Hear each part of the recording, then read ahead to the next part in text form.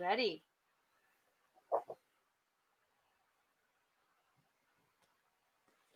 Okay. So we're live now.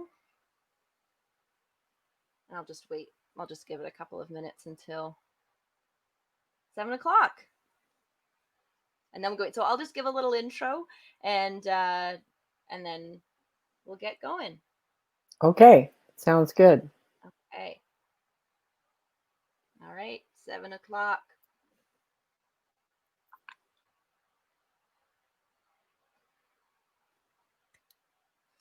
Hi, everybody, and thank you for joining us for the first ever episode of imPOWERED, brought to you by Cancer Warrior Canada Foundation. If you don't know me, my name is Rebecca Durrance-Hine. I am a warrior. I'm a founder of Orenda Cancer Community and blog, and I am now your host for the evening.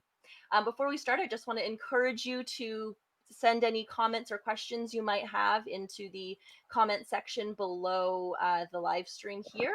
We're going to have about 10 minutes at the end where we'll try to address as many as the questions as we can, and we'll just be answering them in the order that they come in. So if you do have a question for Ilene that you'd like us to ask, please go ahead and put it in the comments there. So our very first imPOWERED guest is Ilene Dillon. Ilene is a psychotherapist and counselor with 50 years of experience working extensively with fear and emotions and learning everything she can about them. Ilene is also the author whose book, Emotions in Motion, Mastering Life's Built-in Navigation System, was just released last year. And on top of everything, she is also a courageous warrior and breast cancer survivor herself. I am thrilled to welcome Ilene and to learn more about her. Thank you so much, Ilene, for being here today. It's my pleasure. Thank you. So why don't we just start by you telling me a little bit about your background and your personal story? Well, to add to what you just offered, thank you. I'm now 77 years old and I'm living the dream. I'm traveling the US and Canada. I've been in 4 Canadian provinces in my RV, which I've been doing for 3 years. And a lot of people ask me if that takes courage. And I say, no, the only reason you need courage is if you're afraid. And if you're not afraid, you don't need courage, right? Mm-hmm. And right before I set out on my journey 3 years ago, I received a breast cancer diagnosis and it impacted me. However, that's part of what I'd like to share is how it was that I did deal with that. Yeah, absolutely. Oh, and I'm also a recovered angry person. Being angry is what got me into the emotion business in the first place, because when it started coming out of me in the 1970s, I discovered there was no information. You couldn't find out why we get angry and what emotions are for. And in my quest to deal with the anger, I have developed a system of understanding about emotions, which most people don't have, why we have them and so forth, that applies to all emotions. Yeah, you're so right. We really don't talk about why we have these emotions, and yet they fill up so much of us and our lives. They're with us from the time we're born till we die, 24/7, 365, and we don't know much about them at all. So true. So on that note, what is emotional mastery, and then how can it be helpful for cancer patients? How did you find it helpful? Okay, well, let me back step just a minute. Mm-hmm. There's a format through which I understand the world and how things work. And it's my understanding, the paradigm that I use is that our Earth is a big, giant school. Mm-hmm. And we are all here in order to learn and grow. And the way we learn is through having experiences. And accompanying all experiences, there is emotion. And so to answer that question, what is emotion for? Emotions are energy. And each emotion has an energy signature that we can put words to. For example, if you feel lonely, the message of loneliness is that you have more energy going out than coming in. And so you need to bring more energy in. So each of these emotions that comes up with our experience, they're designed to help us learn the lessons.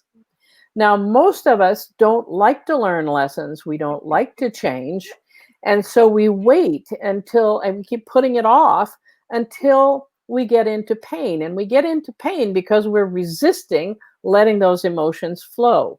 Does this make sense to you? Absolutely. Yeah. And so we're busy resisting, and the universe or the powers that be, whoever it is that runs this show, it starts out going, Rebecca, there's something we'd like you to look at. And if you don't look at it, they go, Rebecca, we'd really like you to look at this. And if you still don't look at it, they go, Rebecca, wake up.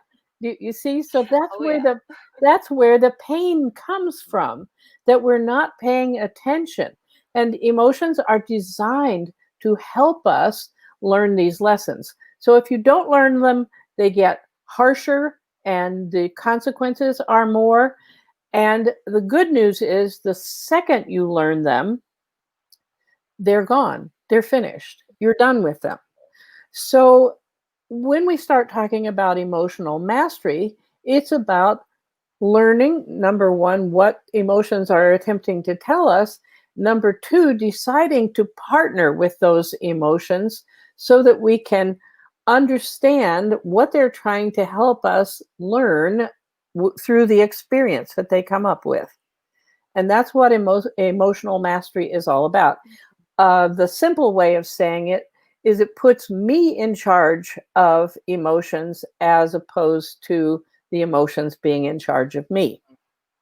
I really like that. And I think that that's something that resonates with me, particularly with my cancer journey, because you feel it's so out of control when that happens to you and you hear that diagnosis and you have such a crazy range of emotions. So is that how it can be so helpful to cancer patients, is because we experience so much during a diagnosis? Well, yes, it's doing a lot of thinking about this, because when I got the diagnosis, I didn't have all those crazy emotions.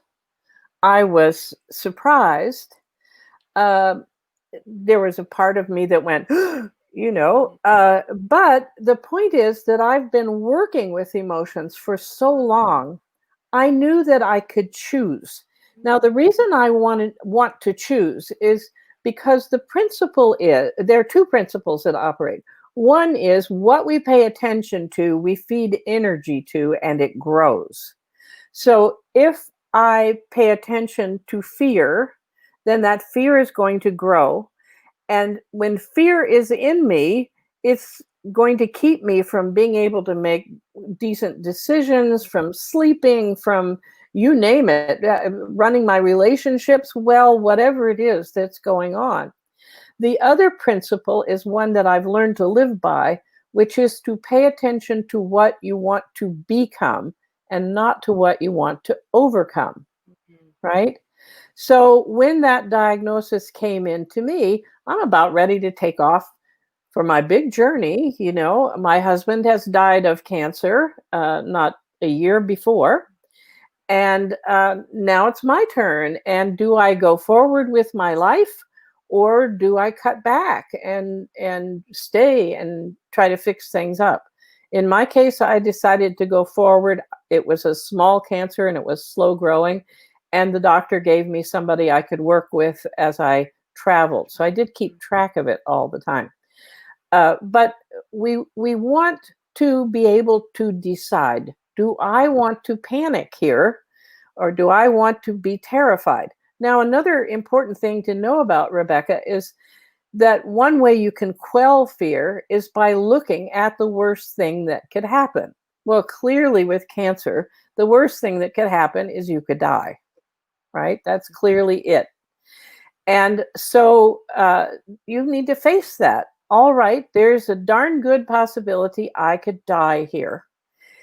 Can I handle that? Can I deal with it? If not, what else do I need to do? Right? The other question that I asked when I got the cancer diagnosis is, what is this cancer in my life? What's it doing? What's it trying to teach me?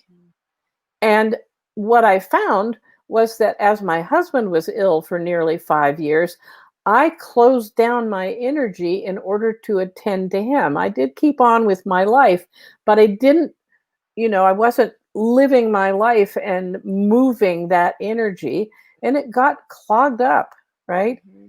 So when I Absolutely. went to work with it, one of the things I did was do qigong, which is a Chinese energy medicine Yes. activity, right? That's wonderful. Yeah.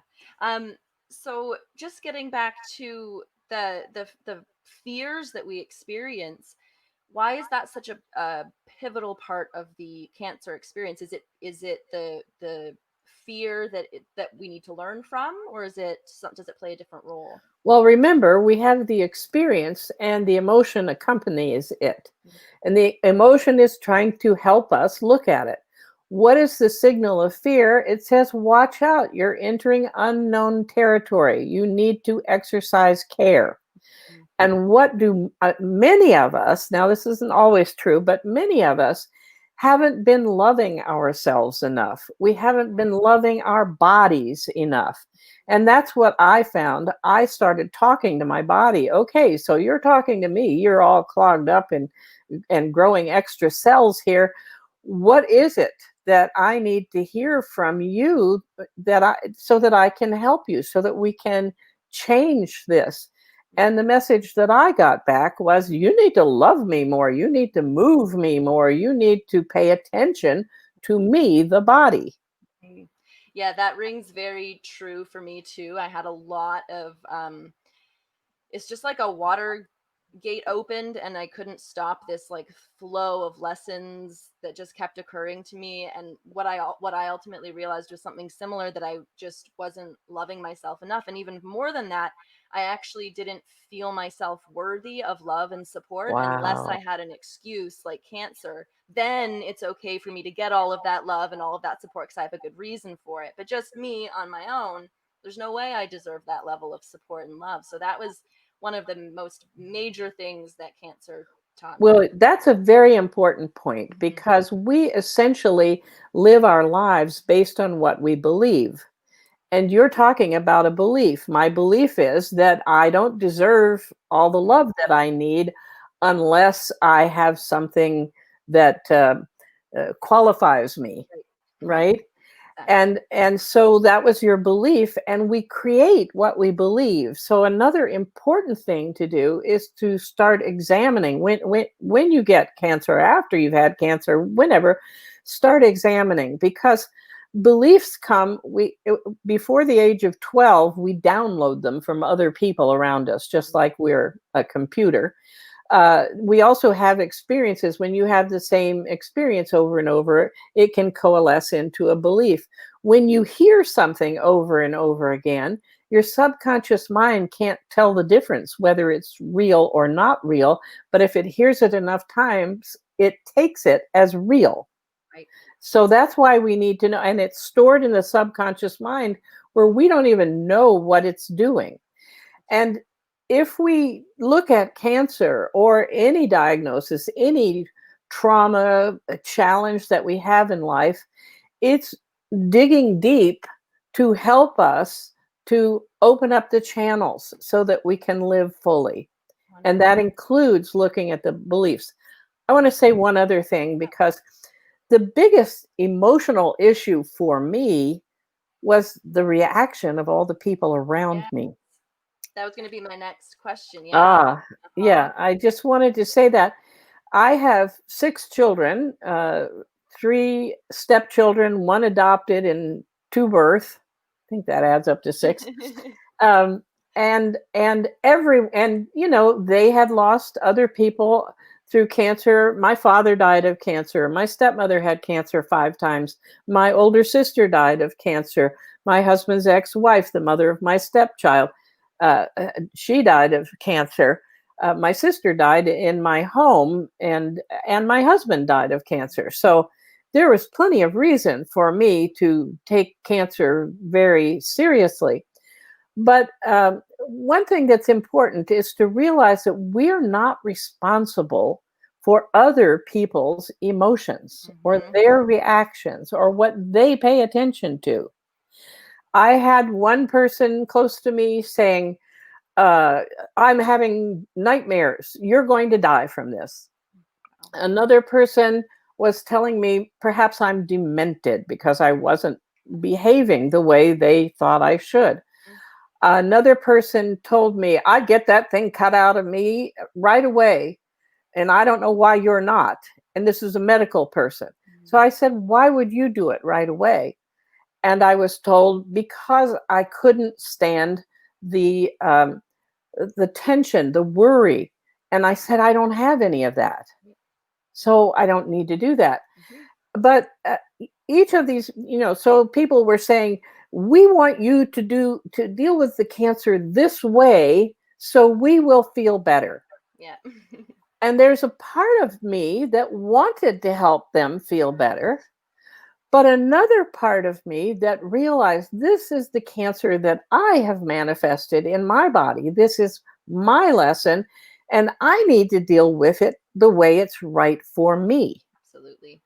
Yeah, that's one of the major things that I talk about, and it really has been a foundational part of my healing too, is I really had to step into my own, which was new and scary for me. I call myself a recovering people pleaser, and I just always wanted to You will do make it all the way. You will. all the way. I'll get there. But I really just always wanted to do exactly what I thought other people wanted me to do, and that was something else cancer kind of forced out of me, was I had to stand my ground and say, no, this feels right for me and this doesn't feel right for me. So Right. if people are experiencing that level of fear, either from themselves or from other people, and they feel like they're maybe being forced in a direction that they don't necessarily want to go in, or that they feel isn't right, how can they start to, I guess, mitigate that fear or work with that fear? Yeah. There's a very simple little exercise I developed many years ago. I was pregnant and I'd been working really hard, and I went to visit my ex-husband's grandmother in her new nursing home. And she started complaining about people are taking my things. There's so much noise. She was miserable. And I had no power. There was nothing I could do for her.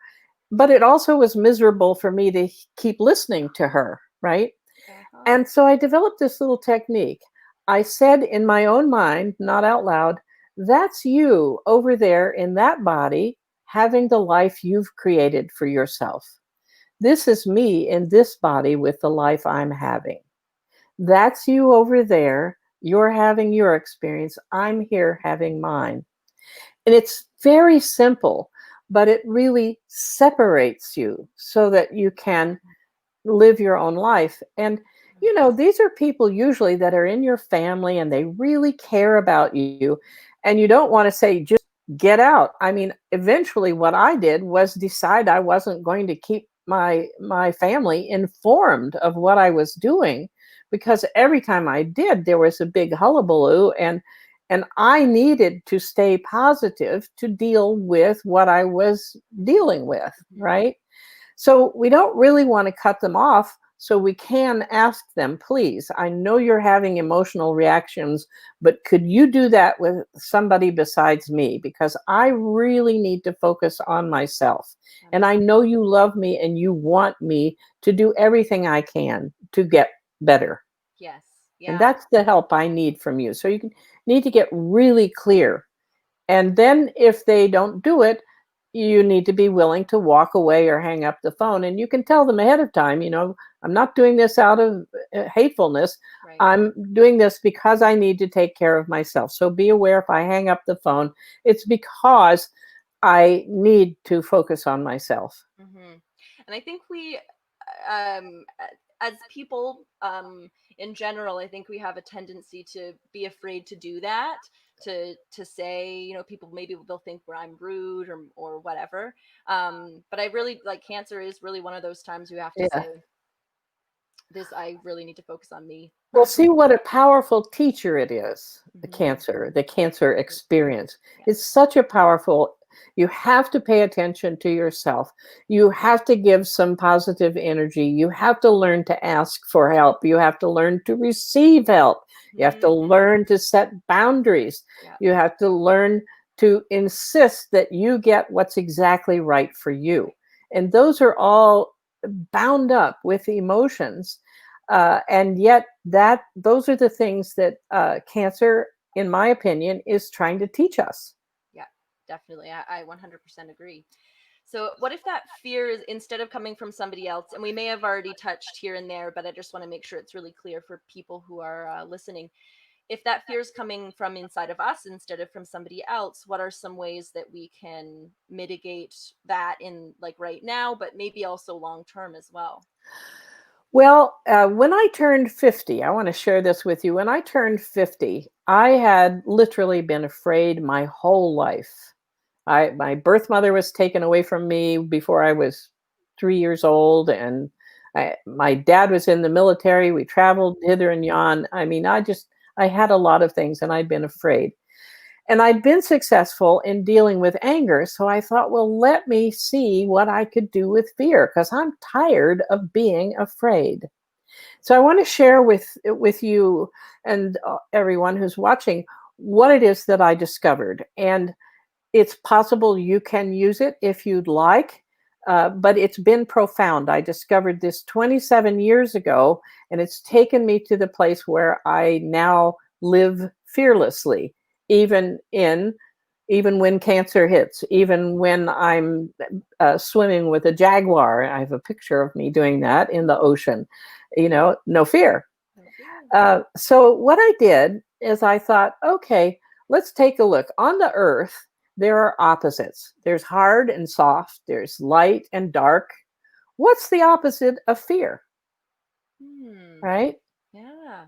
So a lot of people say it's love. Okay, maybe so. But for me, what I came up with was the opposite is faith. When I'm in, and it's not the kind of faith that's a religious faith. It's the faith we have when we put our head on the pillow at night and think we're going to wake up the next morning. That kind of faith, Yeah. right? And so you can't be in dark and light at the same time. So you can't be in fear and faith at the same time, Yeah. right? And the human mind goes to the worst possible first. So inevitably, we're in fear first. So the question becomes, once I'm in fear, how do I get over to faith? Yeah. Right? So I made up this technique just to see, I needed something that was bigger than me. So I used the concept of God, but you can use anything. The idea was I didn't want to be able to argue, right? That's why I did this. So my technique is this. Whenever I notice that I'm afraid, I ask myself, what if I had a written guarantee from God that everything is going to work out and I'm going to be okay? Then what would I be paying attention to? What decision would I make? And what actions would I take? Right? What if I had a written guarantee? What would I be paying attention to? What decisions would I make and what actions would I take? Yes. And very slowly, when I was 50, when fear would come in, and believe me, I was afraid every day, I would say, okay, what if I had a written guarantee? What about this? Now, in reality, we can't have this written guarantee. It's just a mnemonic or a little device to help us refocus, to get different kind of perception. So I began very small. Okay. And the bottom line is, when you feel like you have a written guarantee from something that's so much bigger than you basically keep going. Yeah. Okay. You don't stop. You don't look right or left. You don't fold up because you are afraid. You go, well, it's at least 50-50 chance it's going to work out. And so I'm going forward. That's what I want to focus on becoming.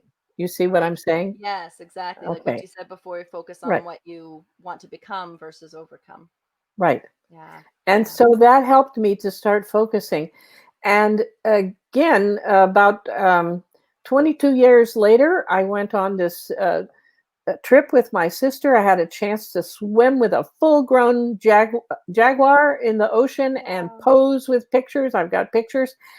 And I thought, this is a physical danger. I am likely, and I also went zip lining on that trip. I'm 73 years old. I'm likely to be afraid, right? There was not a second of fear. Over the time of just doing this a little at a time, the fear, now you can't get rid of emotions. Right. So there is some fear, but it's there. I want to find that. But it's this big, not this Yeah, big. huge. Right. Okay. Right. And you can choose. So this issue, say, when once you have been diagnosed with cancer, it can always come back, Exactly. Or get right? worse. Yeah. And so we live with an edge of fear. Mm-hmm. So with this approach, what I was able to do is say, okay, if I get sick again and I die, can I deal with that? Yeah. That's the worst possible thing. I decided I could. Do I, in the meantime, want to live in fear? No, thank you. So I'm going to turn this over to the powers that be, to God. You take care of me. I'm going to live my life as if it's not coming back, because Mm. that's what I want to become. Yes. It's now been 3 years. That's wonderful. Yeah.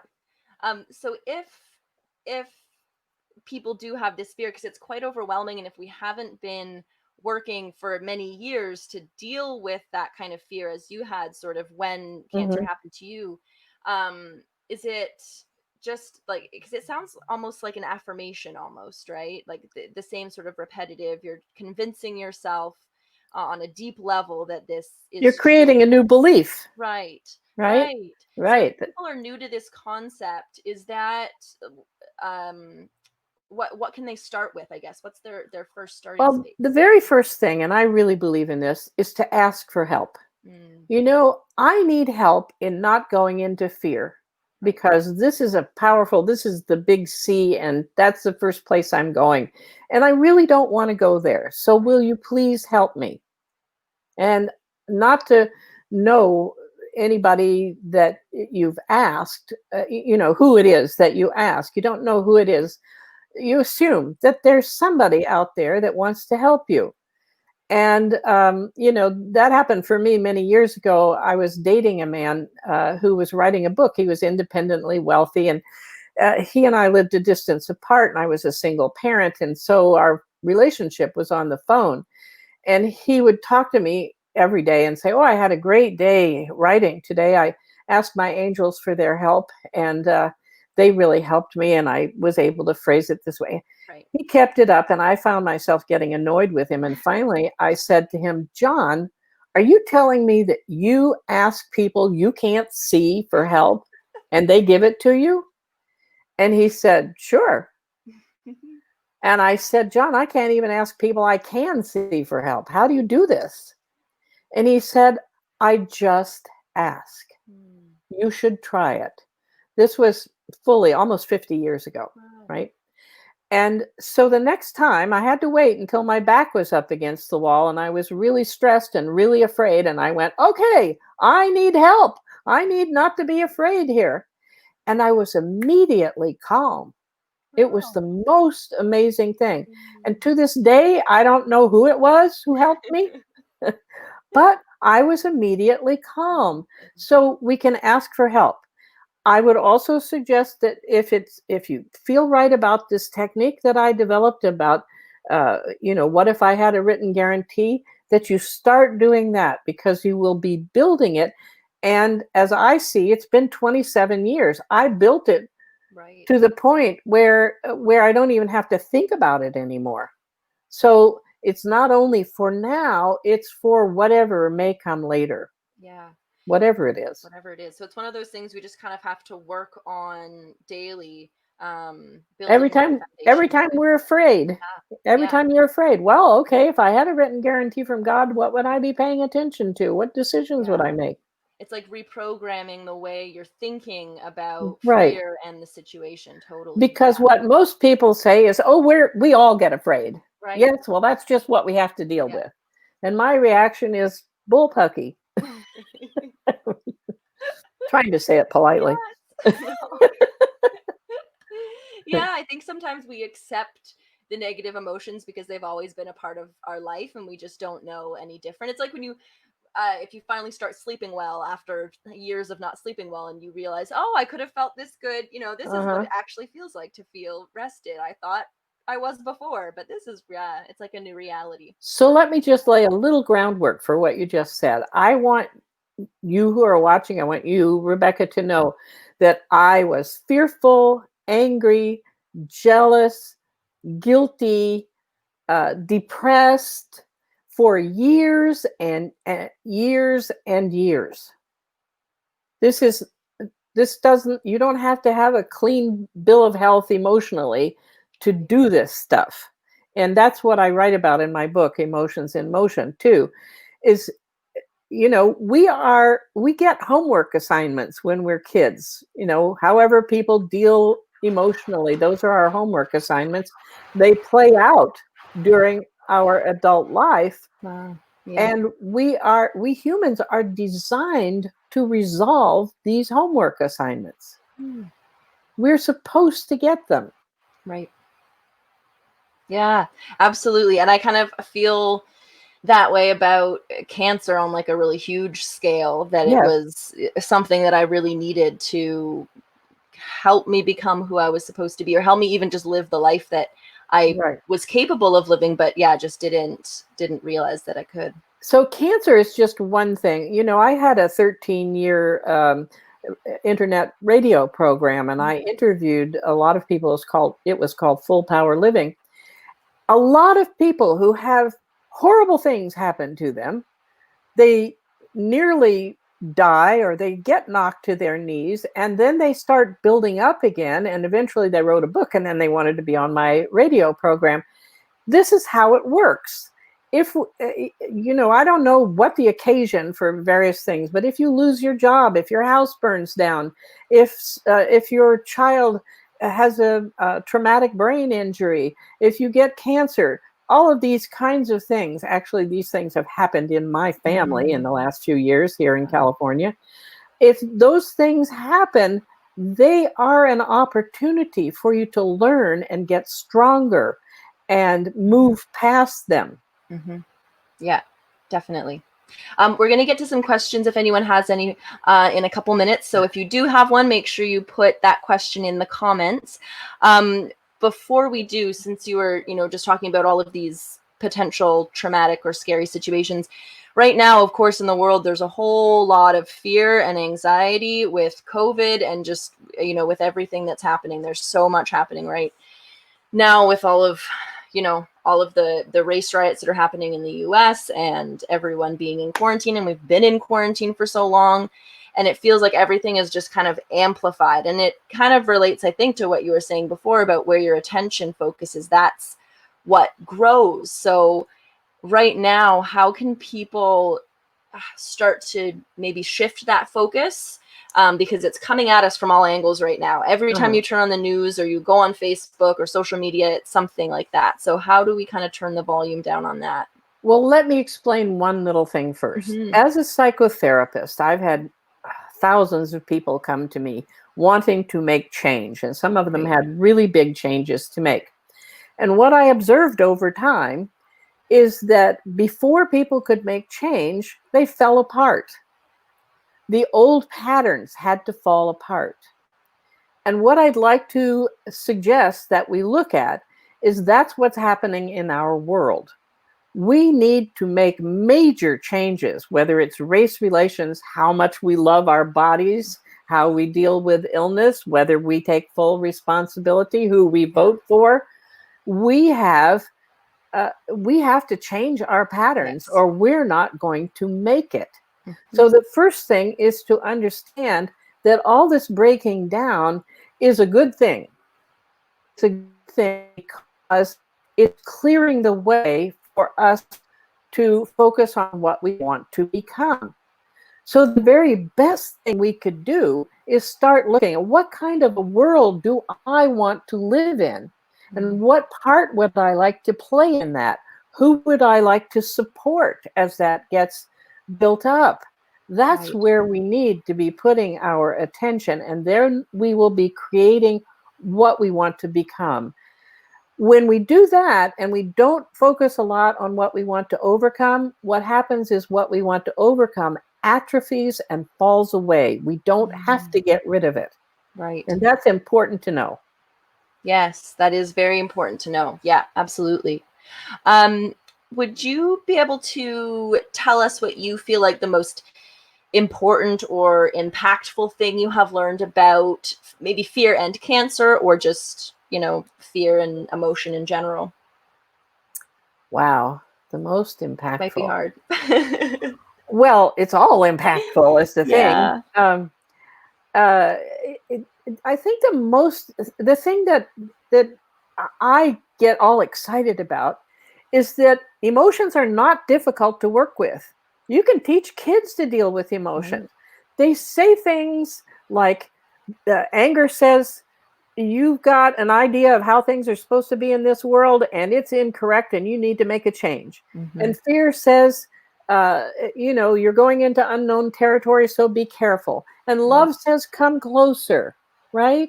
Every emotion, and these are all, there are 12 of them in my book if people want that. And there's an e-form too that's only $10 US. So, people could get it. So the exciting thing is that they're always talking to us and they're friends and they don't go away. And even if we ignore them, they stick around, and they stay with us always. And so all we need to do is go, okay, I'm in school. I agree. I will learn. Okay, what is this emotion telling me? Let me see how I can apply it in this situation. I can ask for help. Help me to learn what I need to learn here. Can I give you do I have time for a success story? Sure. Yeah. Yes. So it's about me, but many years ago, my son, I was a single parent, and then my daughter left home, and then I had my son, and he was supposed to be with me for another 2 years. And he suddenly decided he wasn't happy in high school. We found a school for him across the US in Massachusetts. And within about 2.5 months, he was gone. And because of the trauma of my own early childhood, I had found that when changes came along, I couldn't make decisions. So all of a sudden, my son is leaving, and I can't make decisions. I can't even figure out when I can meet with somebody in therapy the next week. My brain's not working. So I finally sat down and said, okay, I'm tired of going through this. I'm in my 50s now, and I'm tired of going through it. So please, I'm ready, whatever it takes. I'm ready to learn what it is that keeps me from being able to make decisions. Please show me what I need to learn. And every day I ask that. And on the 5th day at 4:30 in the morning, I was awakened with some words going through my head. The words were, love the changes.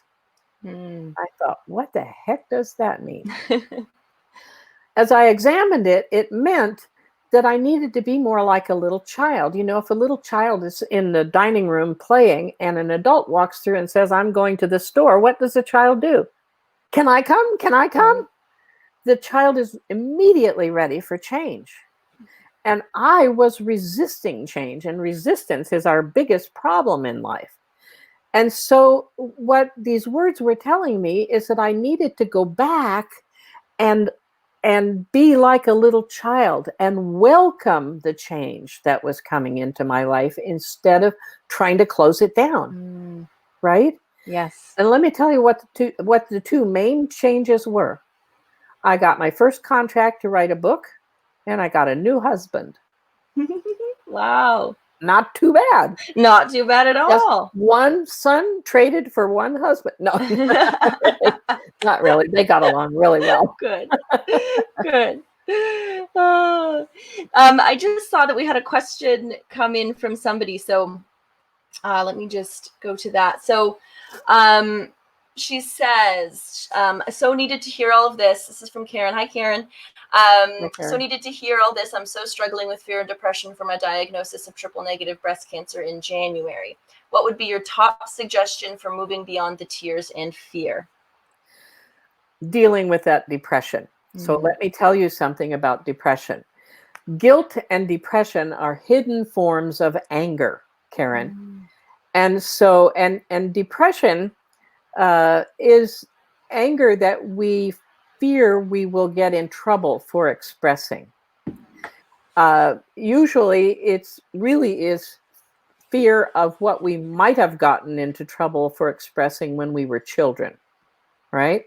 So what you first need to do, and you don't have to tell anybody about this, that you're doing it, is you need to just start, I'm angry. There's a little exercise. I'm angry. I'm angry. I'm angry. I'm angry. I'm angry that I have this diagnosis. I'm angry. I'm angry. I'm angry that it's such a big diagnosis. I'm angry. I'm angry that I have to deal with this all by myself.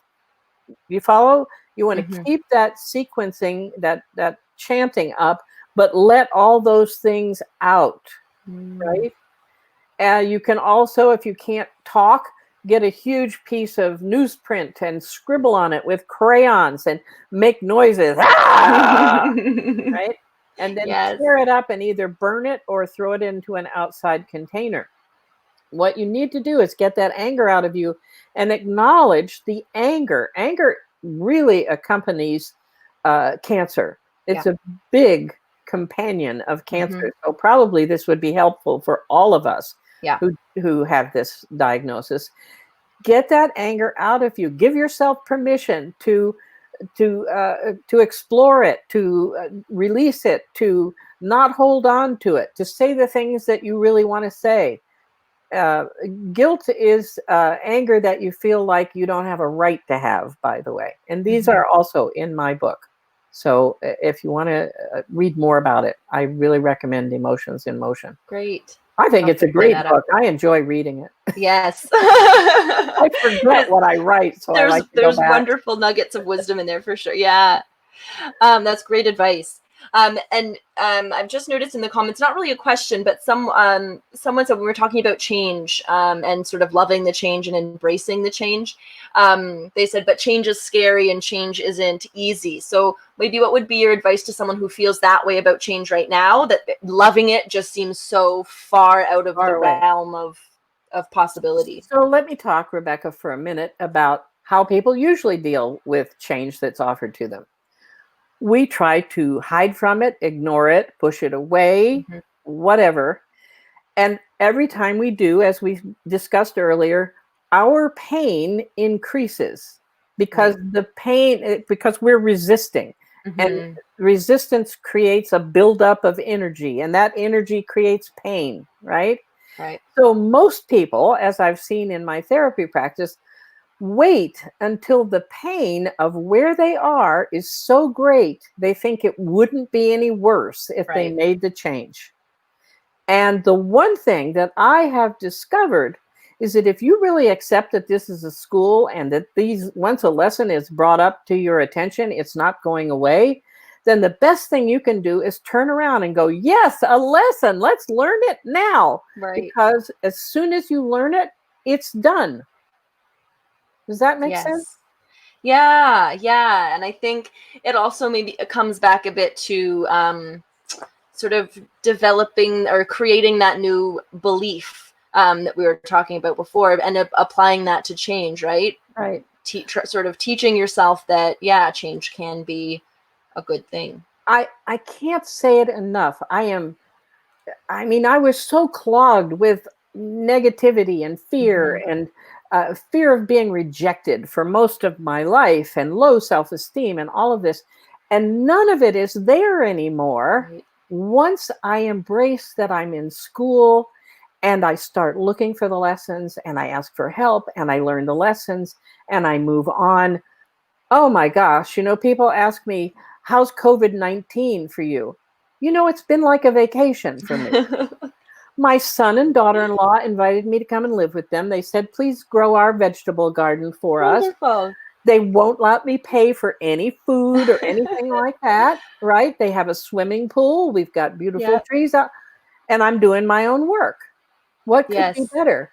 That's where my life has gotten to. I used to be abused, a victim, afraid of being rejected, not welcome anywhere, etc., etc. I'm Yeah. telling you, I am a test case for whether this works or not. That's wonderful. And Karen's asking if you still offer therapy sessions. I do, yes. So how can someone work with you? Okay.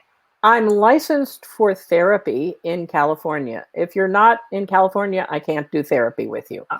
However, coaching is not therapy. Yes. Done like that. Right. And my therapy is very close to coaching. And I do coaching also. Okay. So you can write me my first name, Ilene, at Emotional Mastery for Life. Just write me. And I've had a run on therapy. I think COVID-19 is driving people. So yeah.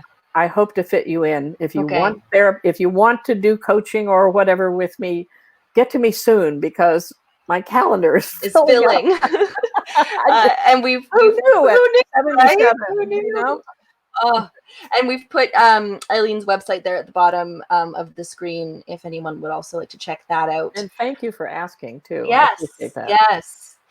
So I think that's about all the time that we have, Eileen, but I just want to thank you so much for speaking with me today and for sharing with everyone here. It's been really helpful for me. I'm sure it's been helpful for everybody else who's watching. And for everyone who is watching, thank you so much for tuning in for this very first episode. We were so excited to present this, and we hope you found it helpful and beneficial.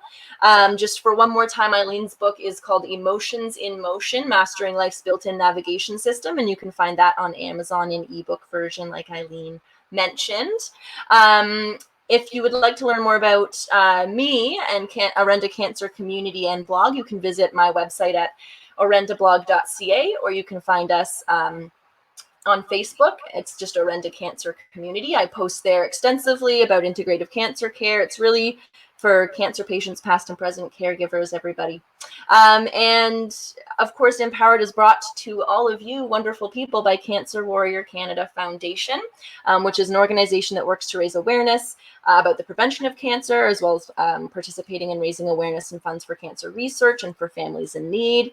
And with these uncertain times that are going on right now, I'm sure there's a lot of people who are in need, and Cancer Warrior Canada Foundation is stepping up to help families who are suffering from cancer and whose suffering is being amplified by COVID-19 right now. So if you or anyone that you know is in need of some assistance or help, you can go to the Cancer Warrior Canada Foundation Facebook page, to the website, and the number on the bottom is on the bottom of the screen right now if you'd like to call that number, and we can get some help for you from Cancer Warrior Canada Foundation.